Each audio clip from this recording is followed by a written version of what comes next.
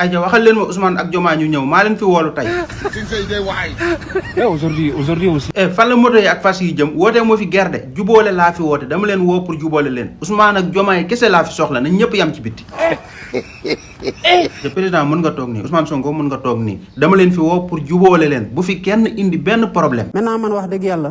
yàlla yëkkati na ma ci niveau boo xam ne. jombale naa sama bopp. di wàccaat di nekk ci règlement du compte. jërëjëf lii laa bëgg di dégg pour yow problème bi lan moo ko indi. ndogalu yàlla. Ousmane xanaa bi problème bi amee woo nga ne ko ñu waxtaan. mu lànk ne du waxtaan ak man. moom tamit lan moo tax mu lànk bañ a waxtaan. te boobu jamono nee na ma ngay def dialogue di waxtaan ak ñoo xam ne joxuñu ko pour mu nekk président. xool Ousmane dimbale ma rek waxu joxoñ bi nañ ko teg ci suuf wala ñu buñ ko fi wax day indi ay problème rek président sa diggante waa ji mbaa du yàqu. bu ci waa Pastef jógul.